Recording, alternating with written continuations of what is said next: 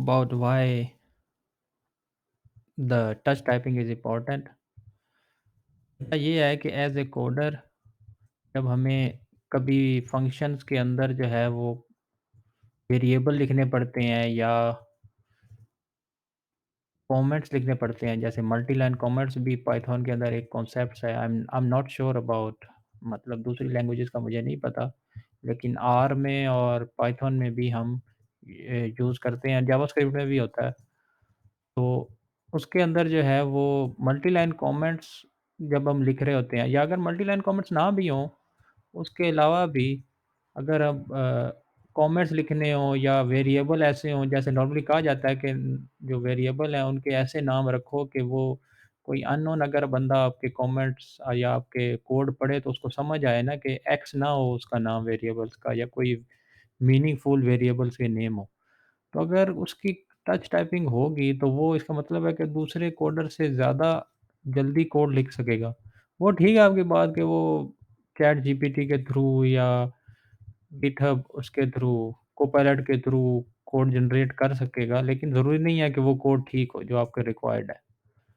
इसलिए मैं ये कहना चाह रहा था कि टच टाइपिंग जो है ना वो बड़ी इम्पोर्टेंट है। जैसे फॉर एग्ज़ाम्पल अभी मैं ये कर रहा हूँ, ये ख़ैर कोडिंग की तो प्रैक्टिस नहीं है, लेकिन मैंने अभी स्टार्ट किया था अपना ये जर्नी स्टार्ट की थी, तो मैंने कहा कि इसके ऊपर जो है वो अगर कोई और मोटिवेट होता है, तो उसको ज़रूर करना चाहिए कि एक इप अगर आप प्रैक्टिस कर सकते हैं, जैसे कोडिंग की आपने प्रैक्टिस की है, वो आप कोई पैदा होते साथ ही लेके नहीं आए अपने साथ, आपको आपने प्रैक्टिस की, फिर आप एक लेवल पे पहुँचे।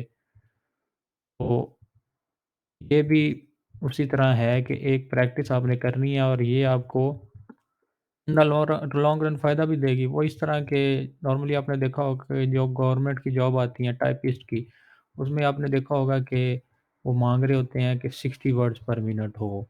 तो वो 60 वर्ड्स पर मिनट यही होता है कि ये फॉर एग्ज़ाम्पल जैसे अब ये स्पीयर मैं एक वर्ड लिख रहा हूँ, ये एक वर्ड है।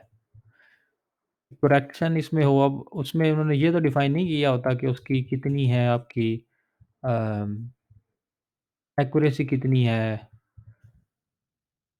वो आप देखें, या अगर एक्यूरेसी नहीं तो एट लीस्ट आपका जो है वो स्पीड आपकी जो वर्ड्स पर मिनट है वो 60 से ऊपर होने चाहिए। अब मैं जो तो हूँ वो इतना स्लो टाइप कर रहा हूँ और मेरी ये शायद स्क्रीन पे आपको नज़र भी आ रहा होगा कि कोई 20 वर्ड्स पर मिनट। अगर मैं अपने पुराने तरीके पे करूँ तो मैं तकरीबन 40 वर्ड्स तक या 35 वर्ड्स तक पहुँच जाता हूँ।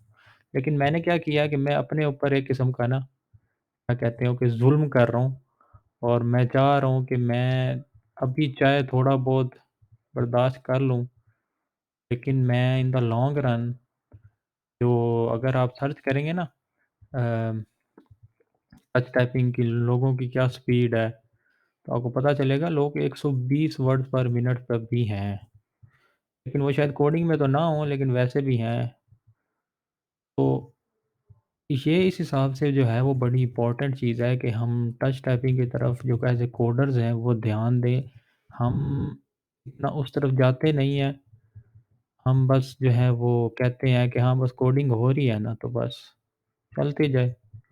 लेकिन इन द लॉन्ग रन अगर हम देखें तो अगर हम स्क्रीन के ऊपर देखे कीबोर्ड के ऊपर देखे बगैर अगर हम इस तरह कोड करें जैसे अभी फॉर एग्ज़ाम्पल मैं करने की कोशिश कर रहा हूँ, वर्ड लिखने की कोशिश कर रहा हूँ, तो आप सोचें कि आपका जो है वो कितना टाइम बचेगा, और जो बैक स्पेस बार-बार हम दबाते हैं उसकी भी ज़रूरत नहीं पड़ेगी। उसकी बैक स्पेस का सीन ये है कि उसके पीछे थ्योरी ये है कि अगर आपकी बैक स्पेस के अंदर आपका टाइम ज़ाया नहीं होता, आपका ऐसा नहीं है कि आपका टाइम ज़ाया हो और आप जो हैं वो अ, अपने वर्ड लिख सकें, तो बैक स्पेस के ऊपर भी आपका टाइम ज़ाया होता होगा। ये तो एज़ ए कोडर हमें पता है कि कॉपी पेस्ट भी हमें करना पड़ता है।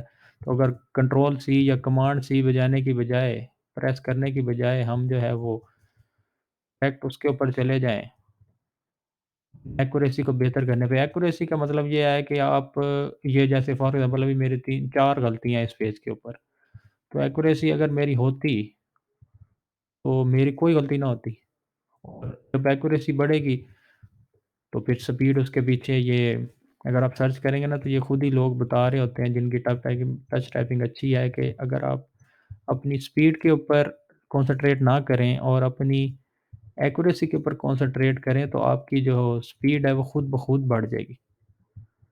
तो इसलिए मैं ये ट्राई कर रहा हूँ और मेरे ख़्याल में जो भी कोडिंग करते हैं ना उनको एटलीस्ट इस चीज़ के ऊपर ज़रूर ध्यान देना चाहिए कि हमें जो है वो अपनी टच टाइपिंग उसको भी साथ मज़बूत करना चाहिए। उसमें उसमें ये है कि मेरा एक मशवरा है कि आप ऐसा करें, आप ना अपनी बाकी जो है जॉब वग़ैरह के साथ रोज़ के 30 मिनट इसको दें। जैसे लैंग्वेज सीखने की एक चीज़ होती है ना या कोडिंग सीखने का आपको पता है कि आपके ऊपर बड़ा टाइम लग गया। इसी तरह लैंग्वेज सीखने या कोई भी स्किल सीखने में टाइम तो लगेगा।